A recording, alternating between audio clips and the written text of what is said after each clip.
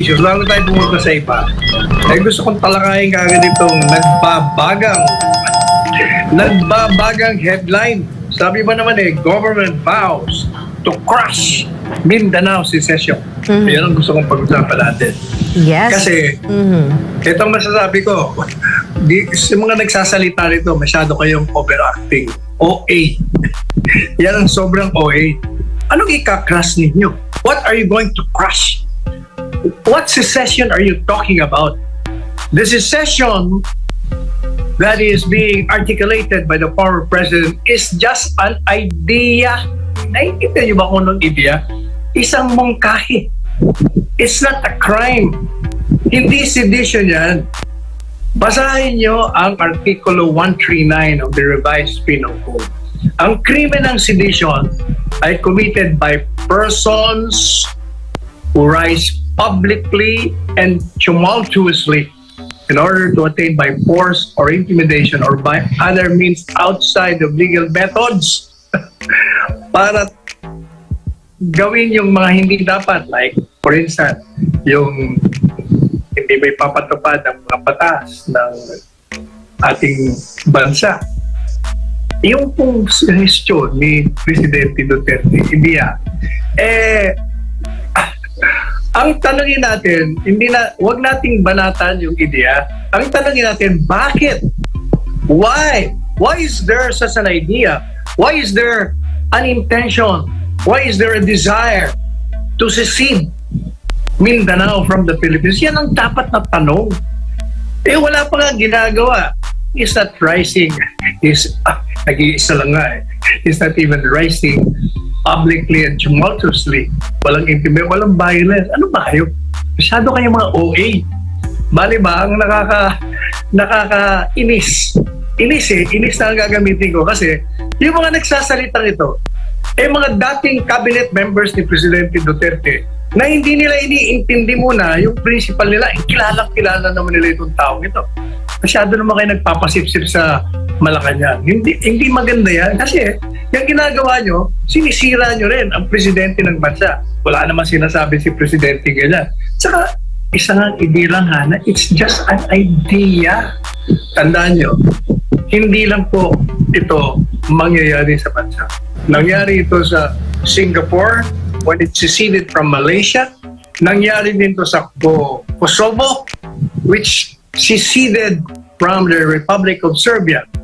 Lahat ng yan, nangyari dahil gusto ng mga naroon na magsisid. Kung gusto ng buong Mindanao na magsisid sa mapayapang pamaraan at yun ang kagustuhan nila, wala tayong magagawa doon. Sovereignty, paulit-ulit kong sinasabi, resides sa Pilipino sambayanan. Kung gusto lang sambay ng Pilipino doon sa party yun, ayaw na nila. Kasi nga, meron sila mga problema na hindi natutugunan ng national government. Wala tayong magagawa doon. Pero walang karahasan, walang pananakot. Sinasabi lang na siguro mas maganda, magsisid na lang kami, di ba? May kulatili nga dating Presidente Duterte. Kung yan ang gusto nyo sa Luzon at Visayas, puro kalokohan kayo, kabulustagan. Tapos kami dito sa Mindanao, matagal ng panahon. Natatandaan nyo, the reason why Ruben Canoy 40 years ago floated that idea because nga hindi pinapansin ng Mindanao. Underdeveloped ang Mindanao. Lahat ng presidenteng dumaan. Pati nga si Presidente Duterte, dahil naman sa kanyang pagka-delikadesa, ayaw niya namang unahin ang Mindanao. Mag-iba naman ang dahilan niya. Pero ang katotohanan dyan talaga, yung resources, kayamanan na nasa Mindanao, hindi nagagamit para sa kanila. Iyon ang hinaing ng mga taga-Mindanao. Huwag na ho kayo mag-OA. Kayo mga dating miyembro ng kabinete, mga kaibigan ko kayo, pero hindi nyo kinikilala. Hanggang ngayon, ang tagal-tagal nyo nang kasama yan sa kabinete. Hindi nyo pakilala ang Presidente Duterte hanggang ngayon. Attorney Sal, maliban doon sa naging pahayag ni National Security Advisor Anyo, sinabi din ng ang ilang mambabatas sa Mindanao, particularly from Camiguin, si Camiguin Representative Jordin Jesus Romualdo at ang kanyang anak na si Governor Xavier Jesus or XJ, nagbigay sila ng babala dun sa naging pahayag ni dating Pangulong Duterte at Davao del Norte District Congressman na pwede daw maging magdulot ng ma-indict for sedition silang dalawa. At sinabi nila na yung proposal na ito, no, sinabi nila if things are, and I quote Attorney Sal, sabi dito ni XJ, sabi niya, if things are as bad as they say, which is what they say, when you ruled the country for 6 years, what were you doing when you were at the helm? Would you like to answer yung sa naging pahayag ng mga Romualdos ng Camiguin, Attorney Sal? Sinagot ko na yun. Di ba sabi ko, dahil nga siya masyadong madelikadesa, ang inuna niya, yung mga ibang lugar. Hindi ba yung sa airport nga pinakiusap sa ng kanyang anak kung pwede ngayon, huwag na, sabi niya, baka tayo mapula. Unahin na muna natin yung iba. O yan ang tunay na presidente. O, pero ang katotohanan, yung mga nakaraang talagang mga presidente, hindi talaga inasikaso ang Mindanao. But of course, meron din mga ginawa ang Presidente Duterte, pero hindi yung talagang hindi 100%. At saka yung sinasabi na ng sedisyon, kaya na sinabi ko, magbasa muna kayo ng batas ng sedisyon. It's part of freedom of speech, of expression. It's just an idea being floated. Ayun talaga, uuwi niya. And Attorney Sal, I'd like to add din sinabi ng younger Romualdo, sabi niya whether it's fear of possible prosecution of the International Criminal Court or to be politically relevant again, or whether his reason is the former president is toying with dangerous proposal of selfish interests and self-preservation. Hindi, kayo ang nagsi-self-preservation, kayo mga kumukontra dyan kasi nakikinabang kayo sa pangkasalukuyang sistema. Yun ang katotohanan dyan. Ayaw nyo kasi tatamaan kayo. Alright. Samantala, Attorney Sal, patungkol pa rin sa Mindanao, Attorney, matindi naman ang naging epekto ng shear line sa Davao Region itong mga huling araw. Ayon sa National Disaster Risk Reduction Management Council, 16 na ang patay dahil sa baha at pagguho ng lupa. Mayroon ding mga hanging bridge sa munisipalidad ng Kapalong sa Davao del Norte na bubigay kahapon dahilan ng pagkamatay ng isang tao. Karamihan sa mga nahulog sa ilog dahil sa pagkaputol ng nasabing hanging bridge ay mga bata. Attorney Sal? Kailangan ayusin na yung hanging bridge na yan. Bakit ba dapat kasi from the very start may regular inspection yung mga hanging bridge para yung mga pumapasok, lumalakad yan. Hindi nanganganib yung kanilang kaligtasan na secured. At nauna nang sinabi ni di ba? Yung sabi natin kailangan natin ng pahayag mula sa DPWH. Tanungin natin si Secretary Bunungan dahil daw sa nung nanalo ang administrasyon na to at naupo at naluklok sa pwesto, natigil yung mga infrastructure dyan sa Mindanao. Ayan, tatanungin natin. Samantala, may tanong dito, Attorney Sal, mayroong isang post sa social media advertising yung na tulong na ipinapaabot ng Tio Parteles sa pangunguna ng Representative Yeda Romualdez at Representative Jude Avorque Asidre at tanggapan ni House Speaker Martin Romualdez sa mga apektado ng baha sa Davao City. This social media post is a paid advertisement. How do you feel about the members of the government giving aid and having paid advertisements sa social media para ipaalam yung trabaho na dapat nilang ginagawa? Makikita natin yung mukha ni Congressman Yeda Romualdez at ng Speaker at isa pang party's representative, Attorney Sal.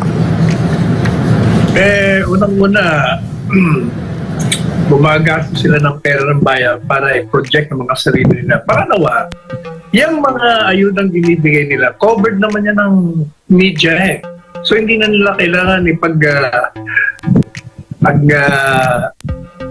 tawag dito, i-advertise sila tumutulong. Pangatlo, duty nila yan, tungkulin nila yun Hindi nila kailangan ipangalandakan tungkulin nga nila yun talagang gusto lang i-project ang mga sarili at the expense of the taxpayers' money.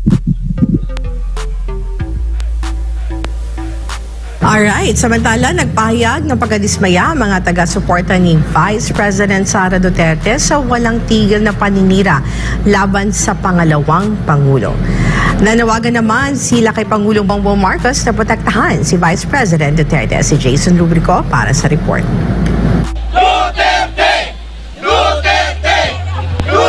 Hindi nagdalawang isip ang senior citizen na si Aling Eutropia na sumali sa pagtitipon ng mga taga-suporta ni Vice President Sara Duterte sa Liwasang Bonifacio sa Maynila nitong Sabado ng gabi.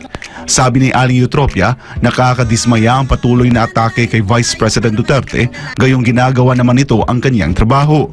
Susuporta po kami kay Vice President Sara Duterte. Kasi sa mga ginagawa po nilang paninira, bakit hindi po nila tingnan ang mga ginagawa? Masasaktan po kami dahil hindi po nila dapat siraan. Dahil naawa na ho ako sa kanya. Ayon kay Daniel Nobleza ng Inday Sara na movement, nagtipon sila para maipakita na hindi lamang ang mga taga Davao City ang handang protektahan si Vice President Duterte, kundi ang mga taga Metro Manila rin. Sila nga rin ay nagtataka kung saan nanggagaling ang galit ng mga naninira kay Vice President Duterte. Kaibigan po namin kasi si VP at bilang pong kaibigan, masakit po na nakikita mo yung kaibigan mo, nagtatrabaho ho ng tama, wala pong masasamang sinasabi, pero araw-araw po segundo siyang sinisira ho ng ibang mga tao. Hindi po namin malaman kung saan po nanggagaling yung galit po na yun sa kanya. Nanawagan si Nobleza sa mga patuloy na naninira kay Vice President Duterte na tigilan na nila ang kanilang mga ginagawa. Imbes na manira aniya ay pagtuunan na lang ng pansin ang mga Pilipinong nagugutom at naghihirap. Panawagan naman nila kay Pangulong Bongbong Marcos, protektahan si Vice President Sara. Sir, pakitulungan lang po si VP Sara sa mga nangyayaring ito. Kung ano po tayo ng unity team, sana ganun pa rin po. Alam naman po namin na ganun pa rin naman po, lalo na yung pagturo niya po sa kanya. Ang kinasasama lang po ng loob namin, yung mga ibang tao po tayo naninira sa kanya, protektahan nyo naman po siya. Kung magpapatuloy nga raw ang mga paninira laban sa pangalawang Pangulo, ay hindi raw sila titigil sa pagpahayag ng kanilang suporta kay Vice President Sara.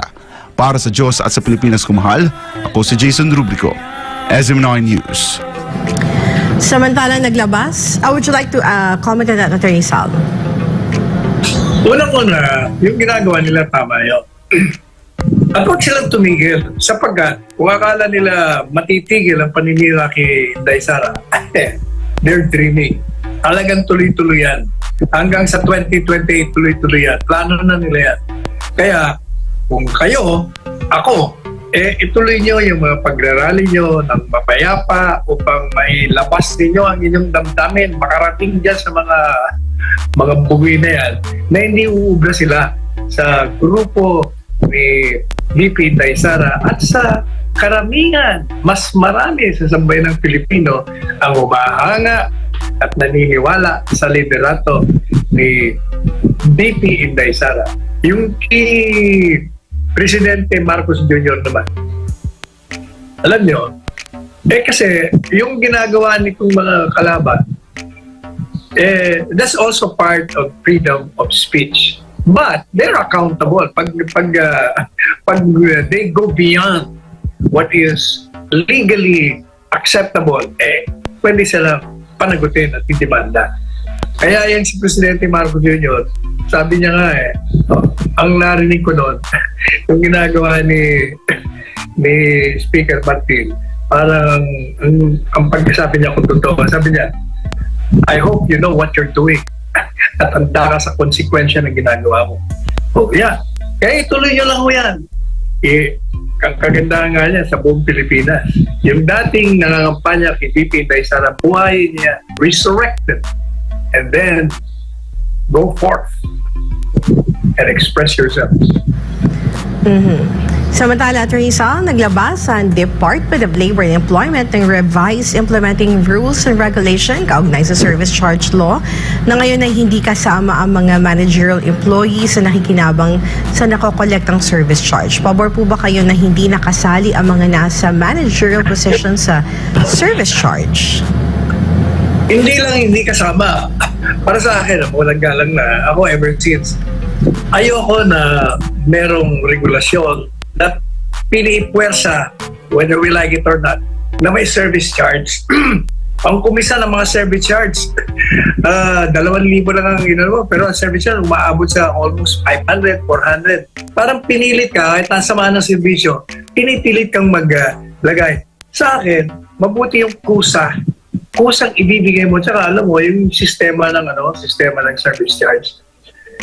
Hindi ako masyadong pagtitiwala. Kasi hindi mo alam kung paano nila yung mga binigay mong, yung mga nakolekta sa service charge, nakakarating. You don't know that. I don't think the waiters, yung mga servidora dyan, yung mga cook, merong access doon sa how much ba ang natanggap. Management yun eh. Kaya sa akin, wag na lang. Pabayaan mo ng mismong kami, yung mga customer magbigay sa inyo pag maganda ang servisyo niyo.